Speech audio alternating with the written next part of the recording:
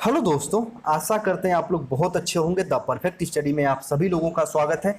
BEd third semester की class start हो चुकी है और पेपर फर्स्ट के कुछ चैप्टर भी डिस्कस कर दिया हूं मैं। तो उन क्लासेस को यदि आप लोग नहीं देखे हैं तो प्लेलिस्ट में जाके पेपर फर्स्ट को अच्छे से आप लोग पढ़ सकते हैं। चलिए, आज हम लोग पेपर सेकंड की बात करेंगे और पेपर सेकंड में क्लास 2 की बात करेंगे। अच्छा, पेपर सेकंड का नाम क्या है तो सभी के दिमाग में ये बैठ जाना चाहिए, लिंग, विद्यालय और समाज। पेपर सेकंड का नाम क्या है थर्ड सेमेस्टर में? तो लिंग, विद्यालय और समाज यानी जेंडर, स्कूल एंड सोसाइटी आपके पेपर सेकंड का नाम है। चलिए, क्लास फर्स्ट जो हुई थी उसमें हम लोग सिलेबस को डिस्कस किए थे, उसके बाद उसी में हम लोग फर्स्ट चैप्टर को भी डिस्कस कर लिए थे जिसका नाम था जेंडर और लैंगिकता, यानी आप कह सकते हैं लिंग और सेक्स को बिल्कुल अच्छे से डिस्कस किए थे। और आज की इस क्लास में जो हम लोग चैप्टर कवर करने जा रहे हैं वो है भैया पितृसत्तात्मक समाज और मातृत्व, मदरहुड को बिल्कुल अच्छे से मैं समझाने का प्रयास करूंगा, बिल्कुल अच्छे से एग्जाम्पल के साथ। चलिए, वीर बहादुर सिंह पूर्वांचल यूनिवर्सिटी के लिए क्लास है, साथ में महाराजा सुहेल देव स्टेट यूनिवर्सिटी के लिए भी यूजफुल क्लास है। और हाँ,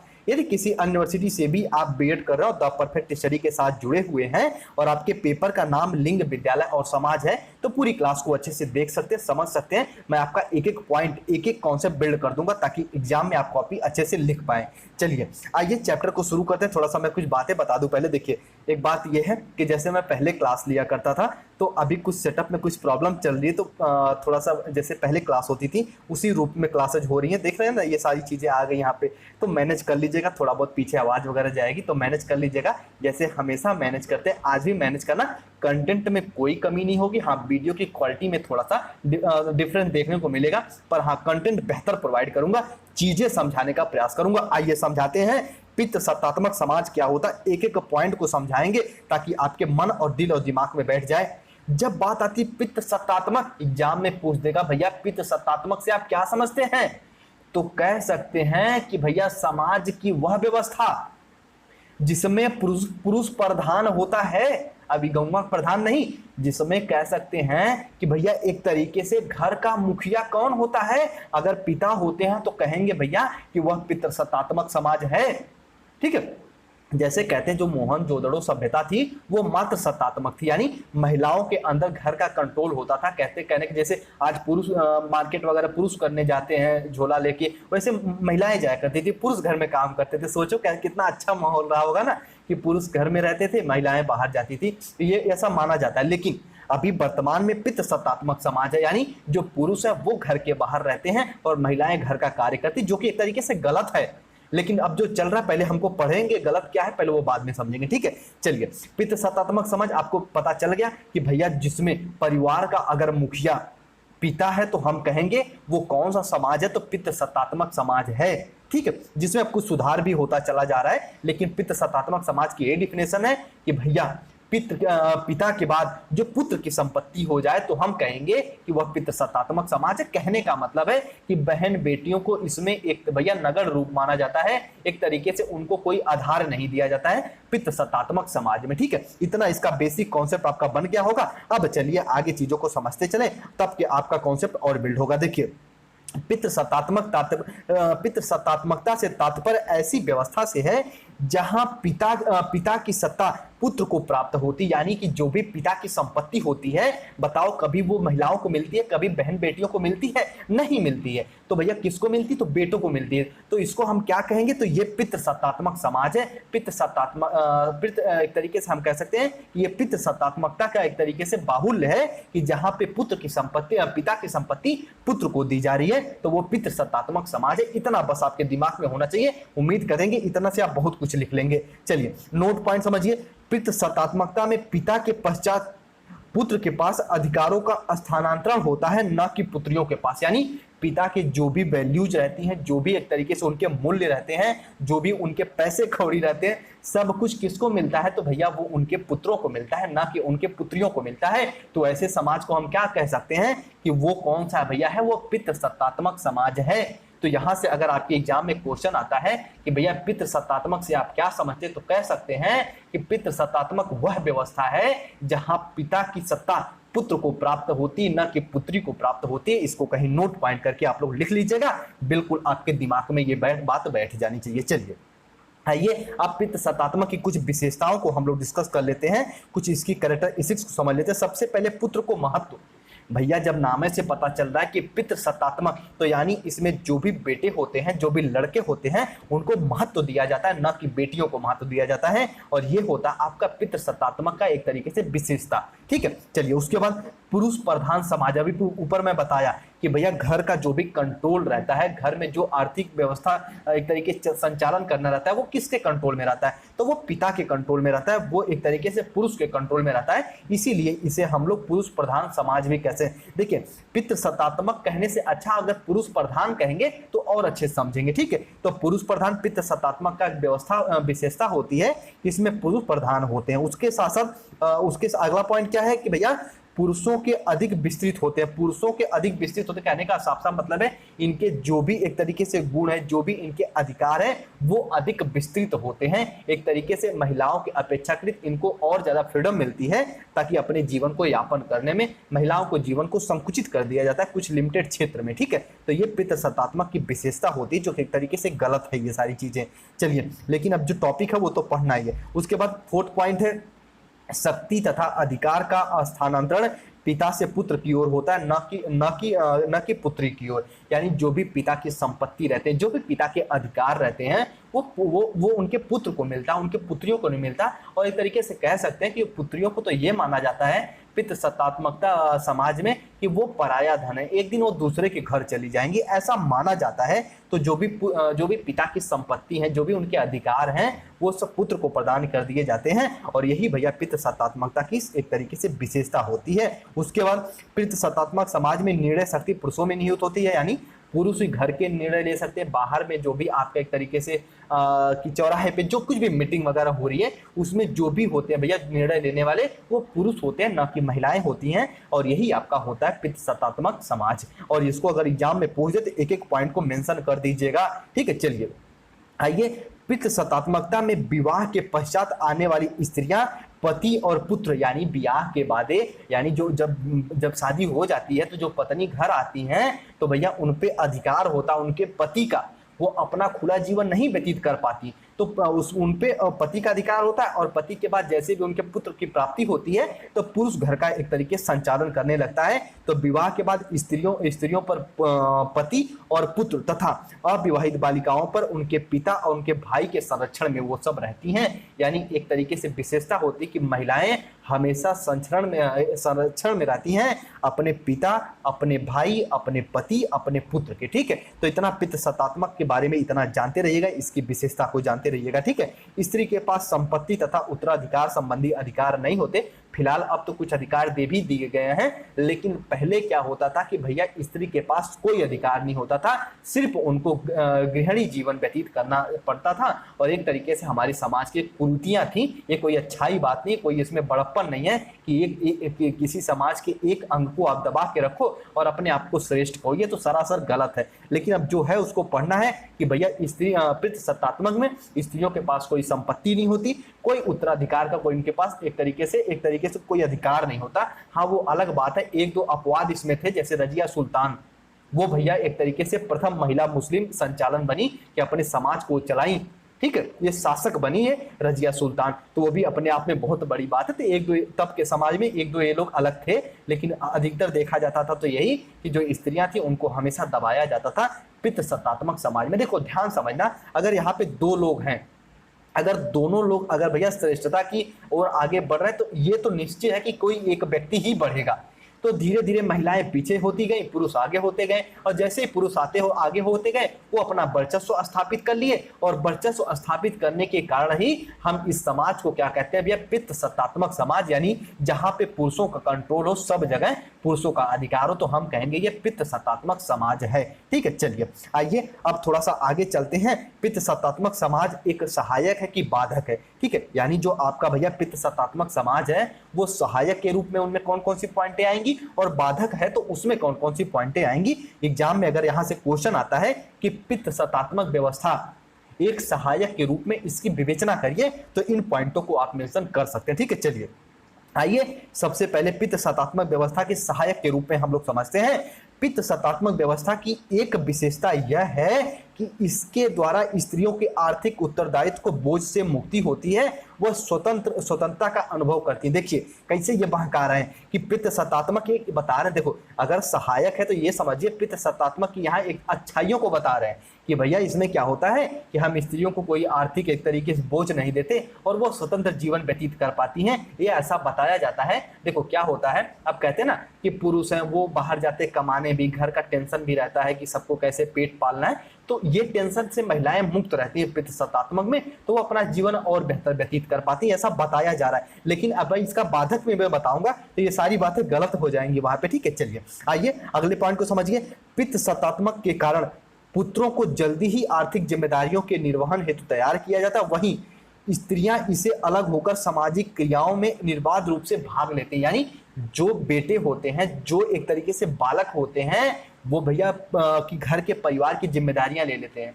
वो क्या करते हैं कि शुरू से ही घर को कैसे चलाना है, घर पे किसको कैसे भोजन देना है, घर पे जरूरतें कैसे पूरी करनी, पिता का हाथ कैसे बटाना है, ये सब पित्त सत्तात्मक में जो पुरुष होते हैं, जो बेटे होते हैं, वो करने लगते हैं। बल्कि पित्त सत्तात्मक में जो महिलाएं होती हैं वो क्या होती है, वो सामाजिक अपना जो भी रंगोली वगैरह बनाने में व्यस्त रहती हैं। कहने का मतलब वो टेंशन मुक्त रहती हैं पित्त सत्तात्मक में, ठीक है, ऐसा बताया जाता है। देखो मेरी बात ध्यान से ना, कुछ मेरी बात से असहमत भी होंगे। देखो भैया किसी भी बात के दो पॉइंट होते हैं, एक तो होता है व्यवहारिक, एक होता है सैद्धांतिक। अभी हम लोग जो यहाँ पढ़ रहे हैं ये सैद्धांतिक पढ़ रहे हैं, ठीक है। अभी यहाँ पे हम लोग जो पढ़ रहे हैं वो सैद्धांतिक पढ़ रहे हैं, ना कि व्यवहारिक। व्यवहारिक में तो ये देखा जाता है कि पित्त सत्तात्मक में महिलाओं को एक दबा के रखा जाता है, उनको घर से बाहर जाने नहीं दिया जाता है। लेकिन सैद्धांतिक में यह बताया जाता है कि महिलाओं को पित्त सत्तात्मक एक सहायक के रूप में कि महिलाओं को आर्थिक बोझ से मुक्ति दे दी जाती है, जिससे वो अपने जीवन को स्वतंत्र रूप से व्यतीत कर पाती हैं। ऐसा इसमें बताया जा रहा है कि जो पुत्र होते हैं उनको जल्दी आर्थिक जिम्मेदारियां दे दी जाती घर की, लेकिन जो महिलाएं होती हैं उनको लेट दी जाती हैं ताकि वो अपने जीवन को और बेहतर तरीके से व्यतीत कर पाए। ये सब इसके सहायक है पित्त सत्तात्मक में। आइए थोड़ा सा और सहायक की बात करते हैं। इस व्यवस्था में बालिकाओं की समस्त प्रकार की आवश्यकताओं और उत्तरदायित्व का निर्वहन पिता, पति, पुत्र, भाई और पुत्र के द्वारा किया जाता है। यानी महिला की जो भी आवश्यकता होती है, जिस प्रकार की आवश्यकता होती है, तो उसी प्रकार से उनका हेल्प करते हैं। अगर महिला की प्रेम की आवश्यकता है, पिता के प्रेम की, तो वो पिता के प्रेम देते हैं। शादी विवाह तो भैया अपने पति से करते हैं। भातृ प्रेम तो पता है कि अपने भाई से करते हैं। उसके बाद पुत्र, उनके संरक्षण वगैरह करते हैं पुत्र। तो कहने का मतलब है पित्त सत्तात्मक में जितनी भी महिलाओं की आवश्यकता होती है वो कौन उनका निर्वहन करता है, तो उनके पुरुष करते हैं। यानी उनके पिता, उनके पति, उनके भाई, उनके पुत्र करते हैं। ये एक तरीके से ये सहायक है पित्त सत्तात्मक, ठीक है। आइए और आगे थोड़ा सा एक पॉइंट और समझ लीजिए, फिर इसके बाधक को समझेंगे।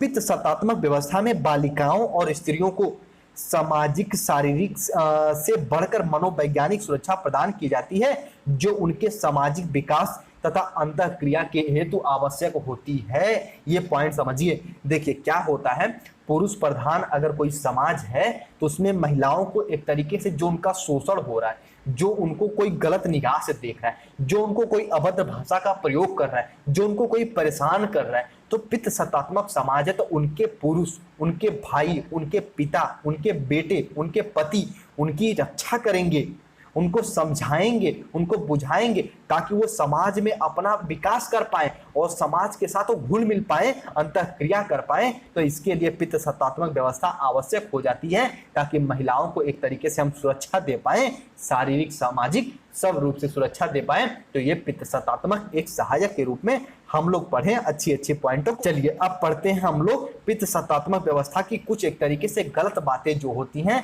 वो कि पित्त सत्तात्मक कैसे बाधक है, व्यवस्था बाधक के रूप में कैसे होती है, इनको थोड़ा सा समझ लीजिए।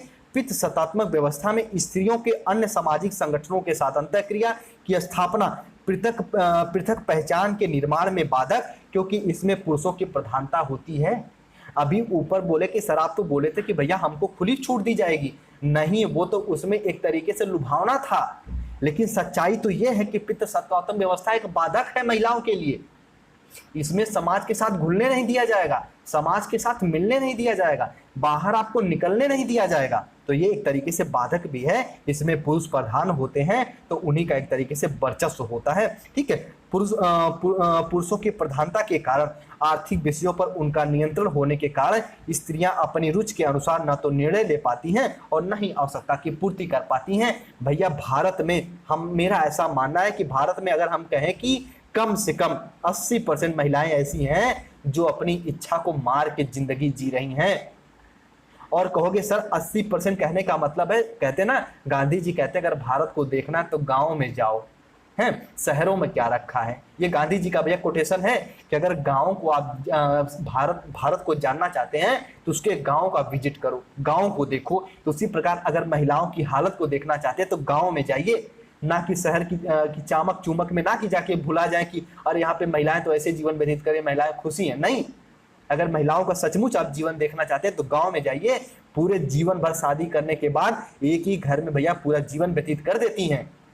ये कहाँ का न्याय है? तो इससे ये पता चलता है कि पुरुष प्रधान जो समाज है वो महिलाओं के लिए बाधक है। ठीक है, तो इस प्रकार से इसे आप लोग समझते रहिए। भैया देखो नियंत्रण होने के कारण उनकी रुचियां, जो भी उनकी इच्छाएं वगैरह रहती हैं वो बिल्कुल मर जाती हैं। इसलिए मर जाती हैं क्योंकि पुरुष उन्हें बाहर जाने ही नहीं देते। इसलिए पित्त सत्तात्मक की ये एक तरीके से निगेटिव पॉइंट हो गई। इसको अपने दिमाग में बना के रखिएगा। ठीक है, चलिए अच्छा देखिए, एग्जाम में अगर लिखिएगा तो ऐसा नहीं कि पुरुषों के अगर आपको पूछ दे कि पित्त सत्तात्मक की एक तरीके से बाधक की विवेचना करो, ऐसा नहीं कि उसके बारे में खूब ऐसी सी बातें लिख दीजिए। नहीं, पित्त सत्तात्मक सहायक भी है, बाधक भी है। तो एजुकेशनल रूप में अगर इसे लिखेंगे तो पूरा पूरा नंबर मिलेगा। ठीक है, चलिए उसके बाद कि पुरुष सत्तात्मकता में सामाजिक संगठनों द्वारा स्त्रियों को उपेक्षित या कम महत्व दिए जाने से उनकी अंतःक्रिया और पहचान बाधित होती है।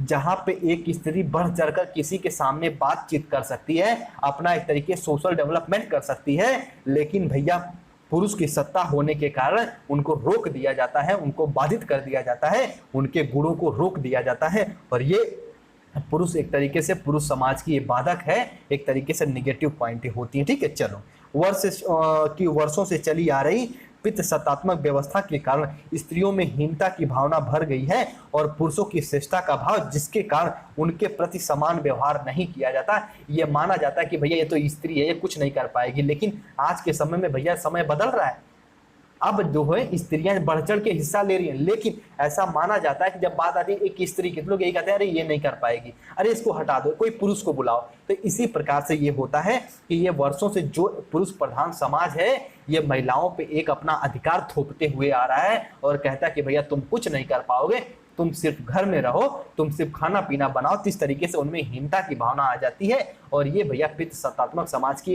एक तरीके से एक बाधक होती है। ठीक है, देखो एग्जाम्पल के तौर पर आप ये देख सकते हो, किसी का एग्जाम्पल मान लीजिए, चलिए हम लोग अपने मम्मी का एग्जाम्पल ले लेते हैं। देखिए क्या होता है ना, हमारी मम्मी जब से उनकी शादी हुई, ऐसा थोड़ा सा कल्पना करिए कि आज तक वो कहाँ घूमने गई हैं। हाँ, कुछ लोगों की बात अलग है, थोड़ा सा उनकी मम्मी घूमती हैं तो वो अलग बात है, वो अपने किसी टूर वगैरह पे चल जाती। लेकिन मैं यहाँ पे गांव वाले बच्चों की बात कर रहा हूँ। यकीन थोड़ा सा आप एक तरीके से चिंतन करिए कि आपकी माता श्री भैया अपने पूरे जीवन में अपना गाँव छोड़ के सिर्फ नानी के घर के अलावा और कहाँ गई हैं? कहोगे सर कहीं नहीं गई हैं। तो इससे ये पता चलता है कि पुरुष प्रधान समाज कितना कितना बेकार है। इसमें महिलाओं को छूट नहीं दी जाती है, इसीलिए भी पुरुष प्रधान समाज बेकार है। इसको सिरे से नकार दिया जाना चाहिए। इसको ऐसा कर देना चाहिए कि ना ही पुरुष प्रधान हो ना ही मातृत्व प्रधान हो, दोनों को समान अधिकार मिले और दोनों की इच्छा अनुसार समाज का संचालन हो। यह बेहतर तरीका है। और यहीं से सीटेट का क्वेश्चन भी बनता है कि भैया रूढ़वादिता क्या होती है, लैंगिक रूढ़वादिता क्या होती है, पूर्व अग्रता क्या होती है। तो ये सारे पॉइंट यहाँ से क्वेश्चन बनते हैं, उनकी बात हम लोग बाद में करेंगे। पहले यहाँ पे बताइए, अगर जो मैं आपका कॉन्सेप्ट बिल्ड करने का प्रयास कर रहा हूँ इतना समझ गए कि नहीं, एक बार यस करिए। जो आपका अभी मैं बताया हूँ पित्त सत्तात्मक समाज सहायक और बाधक, अगर आप समझ गए हैं तो एक बार यस करिए। ठीक है, चलिए जैसे मैं पहले भैया थोड़ा सा क्लास थोड़ी लंबी हो जाती थी, वैसे आज भी प्रयास कर रहा हूँ। देखो बीएड में क्या होता ना, जब मैं बीएड की क्लास लेता तो मैं पूरा खुल के पढ़ाता हूँ। ठीक है, अपना जो भी कॉन्सेप्ट आता है मैं सब शेयर कर देता हूं। लेकिन सीटेट में आपको सेलेक्टेड पढ़ाना रहता है तो थोड़ा सा वहां से लिमिटेशन रहती है, लेकिन बीएड में कोई लिमिटेशन नहीं है, ऐसा मैं मानता हूं। तो मैं आपको खुल के सारी बातें बताता हूं ताकि आपका कॉन्सेप्ट क्लियर हो जाए। ठीक है, चलिए, पित्त सत्तात्मक व्यवस्था अच्छी भी है, एक तरीके से बेकार भी है। जब कहेंगे सर अच्छी है तो इसमें महिलाओं को संरक्षण दिया जाता है, महिलाओं को एक तरीके से छूट दी जाती है। जब कहेंगे ये बाधक है तो बाधक में कह सकते हैं कि इसमें भैया महिलाओं को समाज से घुलने मिलने नहीं दिया जाता, उनको आर्थिक छूट नहीं दी जाती है, उनको एक तरीके से उनके जो भी रुचियां वगैरह हैं उनको डेवलप करने का मौका नहीं दिया जाता है। तो ये पित्त सत्तात्मक समाज की ये बाधक है, एक तरीके से कुरीतियां हैं, एक तरीके से बुराइयां हैं। ठीक है, चलिए आइए अब थोड़ा सा हम लोग आगे बढ़ते हैं और एक पॉइंट को और यहाँ पे समझते हुए फिर हम लोग इसको एंड कर देंगे। देखिए इसके बाधक को थोड़ा सा और इसको समझिए। स्त्रियों को पित्त सत्तात्मक व्यवस्था के कारण पुरुषों के अधीन रहना पड़ता है। ये बात बिल्कुल सही है कि भैया अगर यहाँ पे पुरुष प्रधान समाज है तो स्त्रियां जो होती है वो पुरुषों के अधीन रहती हैं। तो बताओ ये बाधक हुआ कि नहीं? तो कहोगे सर जी ये बिल्कुल बाधक है, जिससे वो समाज में पुरुषों के बराबर नहीं आ पाती। जब कहते हैं कि भैया कोई एक दो व्यक्ति हैं, एक व्यक्ति को आप कोई सुविधा वगैरह दे ही नहीं रहे हो और फिर आप कल्पना भी करो कि दोनों बराबर हो जाए तो नहीं हो पाएंगे। एक तरह आप स्त्री को दबा रहे हो, उनको बढ़ने का मौका नहीं दे रहे हो और फिर कहेंगे कि स्त्रियों को बराबर लाना है, नहीं हो पाएगा। दोनों को बराबर मौका दीजिए और ये तभी होगा जब आप लैंगिक रूढ़िबद्धता से आगे हटेंगे, उससे थोड़ा सा दूर जाएंगे। ठीक है, चलिए आइए उसके बाद अगला, स्त्रियों को मनचाहा शोषण होता है, यानी स्त्री का भैया उनके इच्छा अनुसार, अगर उनकी इच्छा नहीं भी है तो उनकी शादी विवाह कर दिया जाता है, तो वो शोषण ही तो हुआ। ठीक है, जैसे साफ साफ कहने का मतलब है कि कोई स्त्री अगर किसी पुरुष से शादी नहीं करना चाहती है लेकिन घर वाले उसके दबाव में शादी कर देते हैं, तो इसके पीछे रीजन क्या है? तो भैया ये रीजन यही है कि जो आपका समाज है वो पुरुष प्रधान है, वो जो कहेगा वही आपको करना पड़ेगा। तो इसलिए उनका शोषण भी होता है अपने मन चाह अनुसार से, जो उनके एक तरीके से जो ये पुरुष होते हैं उनका शोषण भी करते हैं। और ये पित्त सत्तात्मक समाज की एक तरीके से विशेषता है, ये कैरेक्टरिस्टिक्स है, और जिसके कारण वो समाज में घुल मिल नहीं पाती, वो समाज के साथ अंतःक्रिया करने में सक्षम नहीं हो पाती, उनसे बातचीत करने में वो एक तरीके से वो एक अपने गुण को डेवलप नहीं कर पाती। तो ये भी इसका गुण है। ठीक है, चलिए आइए ध्यान से मेरी बात को समझिएगा। जो पित्त सत्तात्मक समाज है ये भैया पुरुष प्रधान समाज होने के कारण दहेज लेने की प्रवृत्ति है। ठीक है, देखो ध्यान समझना, पहले क्या होता था कि राजा महाराजा जो होते थे वो अपने बहन बेटियों को अपने इच्छा अनुसार दहेज देते थे, लेकिन बाद में इच्छा अनुसार ना होके जो ये एक तरीके से जो बर पक्ष के होते हैं, जो लड़के वाले होते हैं, वो खुली एक तरीके से मुंह मांगी रकम मांगते हैं कि भैया तिलकी में 5 लाख दे देना है, बरच्छा में 2 लाख दे देना। तो ये क्या दिखा रहा है? ये लैंगिक रूढ़िबद्धता को दिखा रहा है, ये समाज की कुरीतियों को दिखा रहा है। जब आप एक तरीके से स्त्री को एक तरीके से उनको पैसा भी ले रहे हो, स्त्री की शादी भी करके लेके आ रहे हो, तो बताओ स्त्रियों को कैसे आप उनको बढ़ावा दे सकते हो? ठीक है, तो इस प्रकार से जो ये होता है कि जो आपका दहेज वाली प्रथा होती है ये भी पित्त सत्तात्मक में बहुत खराब प्रथा होती है, जिससे स्त्रियों को समाज में अच्छे से भैया बढ़ चढ़ कर हिस्सा लेने में भी रोक देते हैं। आप कहोगे सर जी आप दहेज लेने से समाज में हिस्सा कैसे नहीं ले पाएंगे? जैसे अगर कोई ध्यान से देखना, आप भी अपने घर में ये चीज नोटिस करते होंगे कि जो भी स्त्री दहेज ज्यादा लेके आती है घर में उसके सास ननद उसकी ज्यादा सेवा करती हैं, लेकिन जो स्त्री भैया कम जो कि दहेज लेके आती बहन बेटी, उसके परिवार के इतने सक्षम नहीं होते। देखो कोई बाप ये नहीं चाहेगा कि अपनी बेटी को कम दे, लेकिन फिर भी अगर इतने सक्षम नहीं है, वो दहेज नहीं दे पाते हैं, तो पूरे जीवन भर उसका शोषण किया जाता है, उसके ताने माने मारे जाते हैं। ये चीज आप सभी देखते होंगे। तो बताइए जब ऐसी ऐसी घटनाएं स्त्रियों के साथ हो रही हैं तो कैसे वो समाज में पुरुषों के बराबर हो सकती हैं? और यही बेकार है भैया पुरुष प्रधान समाज। ठीक है, इस प्रकार से ये चीजें को समझते रहिएगा। चलिए देखिए, किसी के भावनाओं को ठेस पहुंचाना नहीं मेरा मकसद है कि यहाँ पे पुरुष को मैं गलत नहीं साबित कर रहा हूँ, लेकिन जो कुरीतियां हैं वो मैं बता रहा हूँ ताकि वो आपके दिमाग में बैठ जाए, वो एग्जाम में आप लोग लिख पाए। अगर पित्त सत्तात्मक की एक तरीके से इनकी विशेषता को पूछ रहा है, इनके एक तरीके से बाधक को पूछ रहा है, तो इन सारी पॉइंटों को आप वहां पे लिख पाए। ठीक है, चलिए आप अगले पॉइंट को समझ लीजिए। पित्त सत्तात्मक व्यवस्था में भोजन, स्वास्थ्य, पोषण, वस्त्र, सभी प्रकार के शुभ सुविधाओं का संकेंद्रण पुरुषों की ओर रहता है। स्त्रियों को इसमें द्वितीय दर्जा माना जाता है। ठीक है, प्राथमिक दर्जा पुरुषों को, द्वितीय दर्जा स्त्रियों को माना जाता है। यानी घर का पूरा कंट्रोल जो होता है वो पिता के रूप में होता है, वो एक पुरुष के रूप में होता है। भैया, ना कि स्त्रियों के। तो एक प्रकार से ये भी स्त्रियों का शोषण ही हो रहा है। तो ये भी पितृसत्तात्मक समाज एक तरीके से बाधक है स्त्रियों के लिए। तो इस पॉइंट को भी आपके दिमाग में होना चाहिए। ठीक है, चलिए अब थोड़ा सा हम लोग जननी तकनीक को समझेंगे, मातृत्व को समझेंगे, मदरहुड को समझेंगे। इसको मैं थोड़ा सा समझाने का प्रयास करूंगा। छोटी सी टॉपिक है, इसको ऐसे एग्जांपल दे रहा हूं। देखो ध्यान समझना मेरी बात को, ऐसे समझिए। देखो मातृत्व को अगर मैं थोड़ा सा कॉन्सेप्ट क्लियर करना चाहूं तो कह सकता हूं, दुनिया में 1000 तरीके हैं मरने के। कहोगे क्या सर जी बताते रहते हो? नहीं, जो सच्चाई वो बता रहा हूं। दुनिया में 1000 तरीके हैं भैया मृत्यु को प्राप्त करने के लिए। समुद्र में कूद जाइए, फांसी लगा लीजिए, बरगद पे चढ़ जाइए, पीपल से लटक जाइए, नदी में कूद जाइए, पंखे से लटक जाइए, तरह तरह के भैया इलाज हैं मरने के। लेकिन जन्म लेने का सिर्फ एक रास्ता है, और वो है माता, वो है भैया आपका मातृत्व, वो है मदरहुड। ठीक है, मरने के तो आप 100 तरीके ढूंढ सकते हैं, लेकिन जन्म लेने का सिर्फ और सिर्फ एक तरीका है, वो है भैया माता, वो है स्त्रियां। उन्हीं के भैया 9 महीने पेट में आप, उन्हीं के ब्लड से आपकी बॉडी बनती है, उन्हीं के ब्लड से आप जीवित रहते हैं, और तब जाके आप नन्हा जीवन पाते हैं। तो बताइए, जब इतना महत्व है समाज में मातृत्व का, माता का, बहन बेटियों का, तो कैसे उन्हें समाज में आप पीछे रख सकते हैं? देखो जब बात आती है ना कि समाज का संरचना किससे होता है, तो मेनली हम ये मान के चलते 2 लोगों से। कहोगे सर जी कौन कौन से? तो एक स्त्री और एक पुरुष। जब भैया समाज में दोनों के बिना ये समाज नहीं चल पाएगा, तो हम कैसे किसी एक या तो पुरुष को या फिर महिला को श्रेष्ठ मानेंगे? जब दोनों का समान एक तरीके से रोल है समाज को संचालन करने में, तो ये बिल्कुल गलत बात है कि हम किसी एक को श्रेष्ठ बताएं। इसीलिए जब भी बात आएगी कि महिला और पुरुष की, तो तुरंत आपके उत्तर आने चाहिए कि दोनों सर बराबर हैं।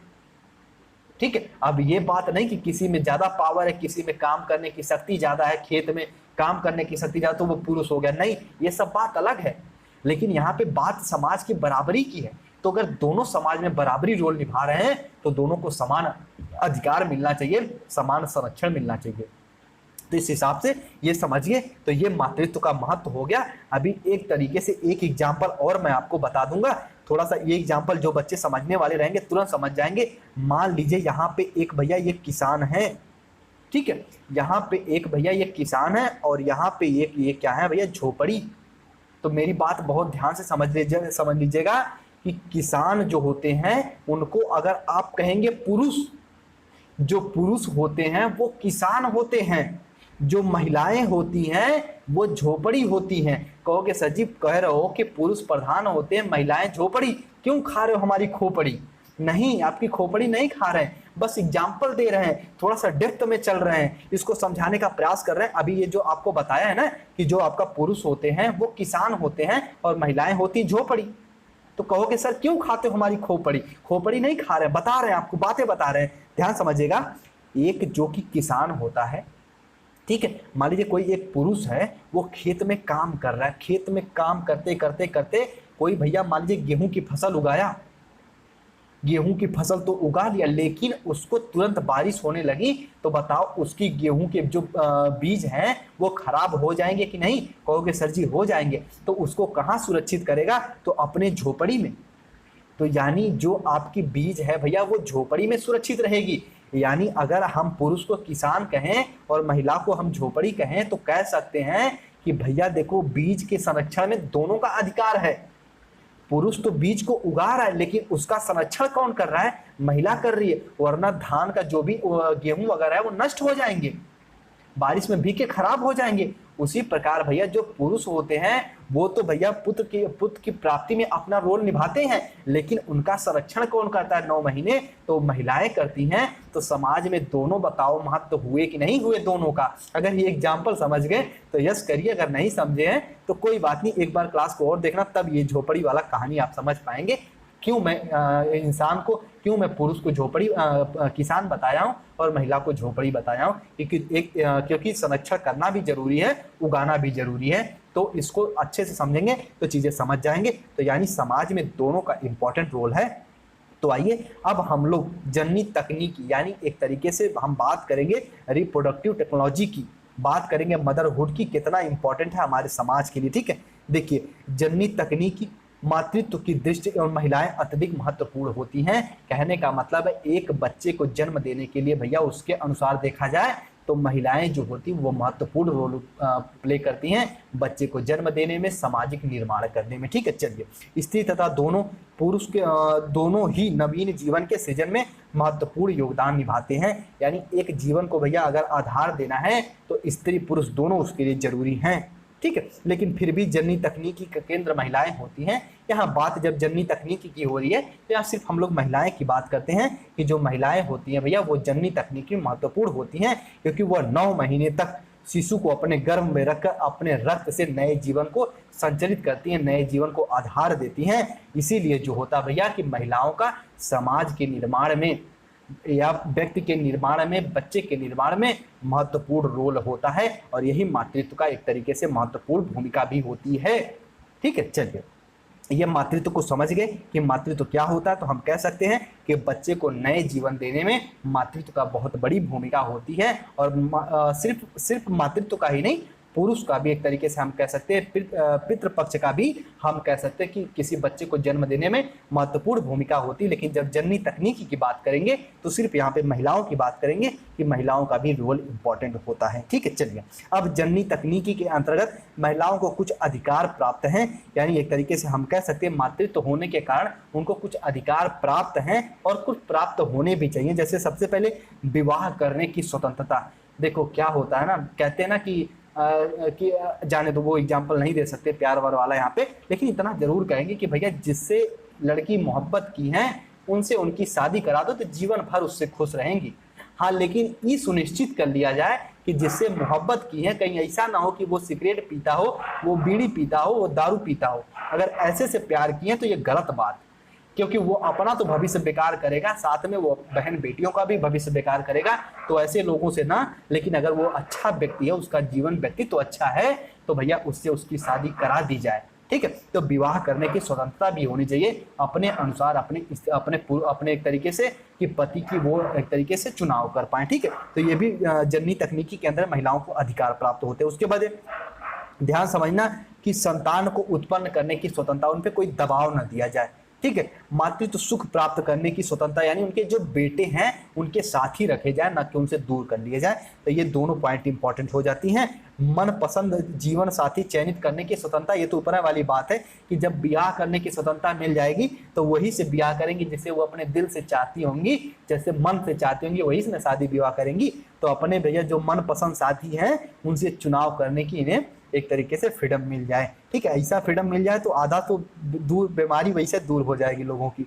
उसके बाद मनपसंद व्यक्ति के साथ रहने की स्वतंत्रता, ये सब पॉइंट खाली बताने वाली हैं कि जो भैया उनके जो भी अच्छे इंसान हैं, अगर वो अपने पिता के साथ अपना की एक तरीके से प्रेम भाव रखना चाहते हैं, उनके साथ रहें, भाई वाला प्यार रखना चाहती है तो भाई के साथ हैं। तो कहने का मतलब है मनपसंद व्यक्तियों के साथ वो रह सकती हैं, अपने पति वाले प्यार के साथ पति के साथ रह सकती हैं। उनके साथ कोई दबाव न दिया जाए कि तुम अपने ससुराल में ही रहो, तुम अपने मायके में ही रहो, तो वो भैया अपने अपने सुविधा अनुसार वो समाज में रह पाए। ठीक है, उसके बाद अप्राकृतिक यौन संबंध से बचाव की स्वतंत्रता। अब देखो इसको ज़्यादा मैं थोड़ा सा एक्सप्लेन तो नहीं करूंगा, लेकिन इतना जरूर बता दूंगा कि भैया जो देखो यौन संबंध 2 प्रकार से, एक प्राकृतिक एक अप्राकृतिक। प्राकृतिक जो भगवान ने बनाया कि नेचुरल तरीके से जो हम सेक्स वगैरह करते हैं वो तो ठीक है, लेकिन अप्राकृतिक जोर जबरदस्ती करें, ठीक है, इंस्ट्रूमेंट का प्रयोग करें, तो ये सब एक तरीके से घिनौना अपराध है। तो इससे उनको भैया बचाया जाए, तो ये जननी तकनीकी के अंतर्गत उनको अधिकार प्राप्त किए जाए। ठीक है,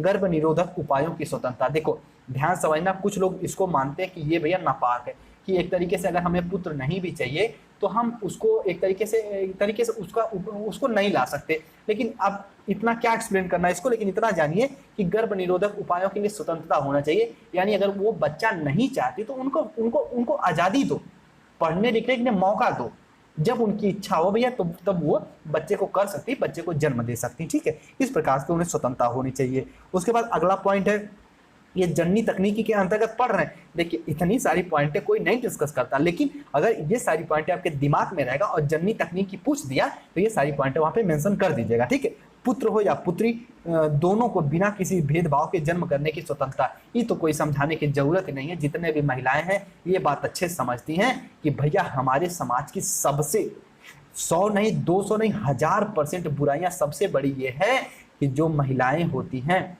उनको दबाव दिया जाता है कि आप पुत्र को एक तरीके से जन्म दो। लेकिन अब सबको पता होना चाहिए कि महिलाओं को इसमें क्या उनका रोल है। अरे भैया, कि चाहे बेटी हो चाहे बेटा हो, इसमें जो कि जन्म देने वाली का क्या कसूर है। लेकिन सब उनको ताने बाने मानते हैं, और बेटी जन्म हो गई तो कहें इनका वंश सूना हो गया। अरे तो सरासर गलत बात है। बेटी भी वंश का संचालन कर पाती हैं। इतिहास उठा के देख लीजिए, तरह तरह की बेटियां हुई हैं जो अपने वंश को बहुत आगे लेके गई हैं।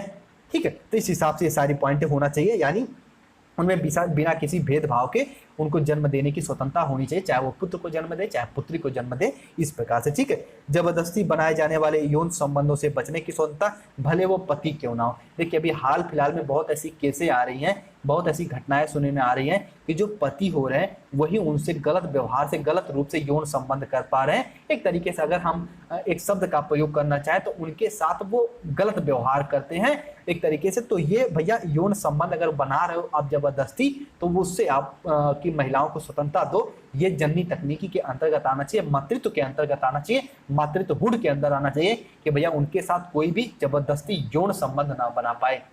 ठीक है, तो ये सारी चीजें। और एक बात मेरे दिमाग में ये बात आ रही है इतना पढ़ाते पढ़ाते कि ये सब करने के पीछे, ये सब अगर स्टॉप कर दो, सिर्फ महिलाओं को एक हथियार दे दो, वो है एजुकेशन।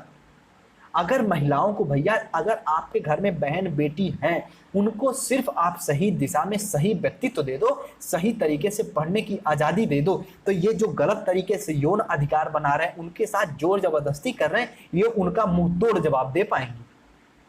आजकल की जो बहन बेटियां पढ़ लिख रही हैं, मजाल क्या उनके साथ कोई गलत व्यवहार कर दे।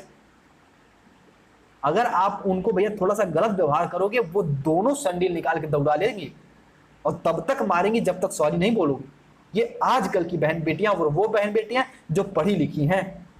अधिकतर आप देखते हैं यौन शोषण का एक तरीके से उनका किसका किया जाता है यौन शोषण, जो बहन बेटियां पढ़ी लिखी नहीं होती। घर में उन्हीं लोगों का शोषण किया जाता है जो पढ़ी लिखी नहीं होती है। ननद सास उन्हीं का भैया शोषण करते जो पढ़ी लिखी नहीं होती। लेकिन जो पढ़ी लिखी होती है ना, एक बार दो बार उनको शोषण करोगे, तीसरे बार टप पसीना मुंह पे जवाब देंगी और चौथे बार टप पसीना बैग उठाएंगी, मायके निकल जाएंगी और ऐसा केस करेंगे कि जीवन भर केस लड़ते रह जाओगे। तो ये बात होती है कि महिलाओं को अगर शिक्षा दे दो तो भैया वो अपना सुरक्षा स्वयं कर पाएंगी। ठीक है, तो इस हिसाब से ये बातें होनी चाहिए। तो ये सारी बातें मैं आपको बता दिया ताकि आप एग्जाम में लिख पाए। ठीक है, चलिए। और उसके बाद सरकार द्वारा प्रदत्त की स्वास्थ्य सेवाओं को लाभ प्राप्त करने का अधिकार होना चाहिए। बिल्कुल बात सही है कि जो भी उनको एक तरीके से प्रेगनेंसी के दौरान, एक तरीके से जब भी उनके तरह तरह की महामारी के दौरान जितने भी तरह तरह के उनसे संबंधित हैं भैया, तो उनको उनका स्वास्थ्य उपचार दिया जाए, उनको बताया जाए, सारी चीज़ों के बारे में जानकारी दी जाए। तो सरकार द्वारा तरह तरह की योजनाएं भी चलाना भी मातृत्व के अंदर जननी तकनीकी के अंतर्गत आता। ठीक है, चलिए। उसके बाद मातृत्व अवकाश प्राप्ति का अधिकार, यानी उसको कुछ छुट्टियां भी दी जाए, घर के काम काज से कुछ एक आध महीने 2 महीने 2 दिन 4 दिन छुट्टी भी दी जाए। एक तरीके से उन्हें अवकाश भी दिया जाए, उनको घूमने फिरने का मौका भी दिया जाए ताकि वो भी अपना जीवन व्यतीत कर पाएं। ठीक है, देखो मेरी बात ध्यान समझना, मैं यहाँ पे पुरुष जाति की बात कर रहा हूँ। देखो मैं हमेशा कहता हूँ कि कभी भी आप अपने आप को श्रेष्ठ मत कहो कि तब जब आप किसी का शोषण करके श्रेष्ठ बने हो। और फिर कि शोषण कि श्रेष्ठ कहने का क्या मतलब है? अगर इस धरती से स्त्री जाति को हम मिटा दें तो बताओ क्या ये ब्रह्मांड चल पाएगा? ये पुरुष जाति चल पाएगी? कहोगे सर जी नहीं चल पाएगी। तो जब महिलाओं के बिना ये समाज नहीं चल पाएगा तो भैया क्यों हम महिलाओं को द्वितीय दर्जा दें? तो महिलाओं को भी तो सबके साथ बराबर का अधिकार देना चाहिए। तो यही बात होती लैंगिक रूढ़िबद्धता की, और ये सारी बातें होती हैं महिला शिक्षा के बारे में, सारी पॉइंटें लिख सकते हैं। उसके साथ साथ अपनी संतान की गरिमामयी जीवन तथा शिक्षा आदि प्रदान करने का अधिकार हो, यानी वो अपने संतान के एक तरीके से उन्हें उच्च गुणों का डेवलप कर पाए, उस हिसाब से उनका माहौल डेवलप किया जाए। ठीक है, चलिए। आज के क्लास में हम लोग जो भी पढ़े हैं उम्मीद करते हैं इन सारे पॉइंटों को आप अच्छे से समझ गए होंगे। एक बार अभी इनका रिवीजन करता हूं, उसके पहले तो आप परफेक्ट स्टडी के टेलीग्राम से नहीं जुड़े हैं तो जुड़ जाइए। ठीक है, आज जैसे पहले क्लास लिया करता था वैसे आज भी क्लास लेने का प्रयास किए हैं, थोड़ा सा समय लेके थोड़ा सा समझाने का प्रयास किए हैं ताकि चीज़ें और बेहतर समझ पाएँ आप लोग। ठीक है, और द परफेक्ट स्टडी को अगर क्लास समझ में आई थोड़ा बहुत लाइक वाइक भी कर सकते हैं, नहीं भी करेंगे चलेगा, बस दिल और दिमाग लगा के पढ़िए। ठीक है, चलिए, और उम्मीद करते हैं ये सब सोशल प्लेटफॉर्म से आप जुड़ गए होंगे। एक बार मैं थोड़ा सा इसका रिवीजन कराना चाहूँगा ताकि आपके दिमाग में ये चीज़ें बैठ जाएँ। आइए आइए, ठीक है, एक बार मैं थोड़ा सा रिवीजन करा दूं।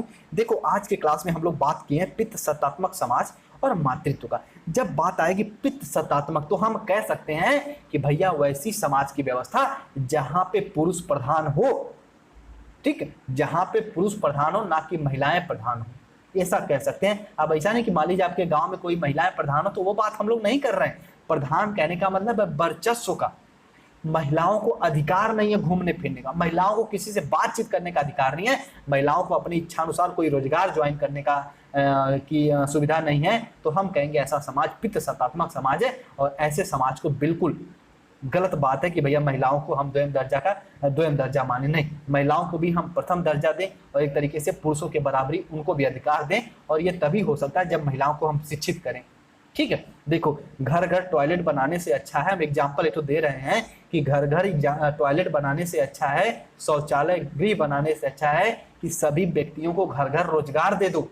जैसे रोजगार दे दो कि भैया वो खुद ही अपना टॉयलेट अपना बाथरूम बना लेंगे, लेकिन कौन गवर्नमेंट को समझाए, इनका तो बुद्धि वैसे भ्रष्ट हो चुकी है कि ये घर घर सबके शौचालय बांट रहे हैं।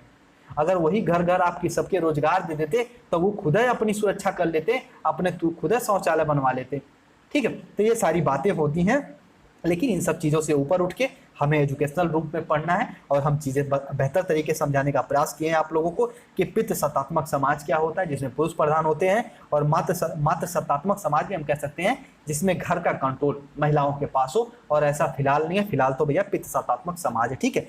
चलिए, और मातृत्व के अनुसार जो उनके अधिकार मिले हैं वो सारी पॉइंटें हम लोग डिस्कस किए हैं आज की क्लास में। यही क्लास हम लोग ऑफ करते हैं, मिलते हैं अपनी अगली क्लास में। तब तक अपना ख्याल रखिए, खूब अच्छे से मन लगा के पढ़ते रहिए, ठीक है। देखिए, अगर रेगुलरिटी नहीं रहेगी आपके अंदर तो भैया आप पीछे पिछड़ जाएंगे, क्योंकि जब आप मान लीजिए कहीं मूवी देख रहे हैं या फिर कहीं घूम रहे हैं, तो आपके ही समकक्ष लड़का बैठ के कहीं पढ़ रहा होगा या फिर लड़की कहीं बैठ के पढ़ रही होगी, तो भैया बिल्कुल अच्छे से टाइम निकाल के पढ़ते रहिए। जो मैं क्लासेस देता हूँ उन क्लासेस को भी पढ़िए, सीटेट की भी क्लास बिल्कुल बेसिक से आपको पढ़वाई जा रही है, और आप अच्छे से सीडीपी वगैरह को कवर करिए। और जो भी हिंदी वगैरह हैं, मैं आपको जल्दी उनको पढ़ाने वाला हूँ। और यकीन मानिए, सीटेट का जो कंप्लीट सिलेबस है उसका 50% मैं बीएड में कंप्लीट करा चुका हूँ, सारी पैडागोजी पढ़ा चुका हूँ, लेकिन फिर भी उसका रिवीजन कराऊंगा, परेशान मत होइए, खूब अच्छी तैयारी आप लोगों की होगी। चलिए, ठीक है, द परफेक्ट टीचर पे बने रहने के लिए आप सभी का आभार व्यक्त करता हूँ और मिलते हैं अपनी अगली क्लास में। तब तक के अपना ख्याल रखिए। सभी को जय हिंद, जय भारत।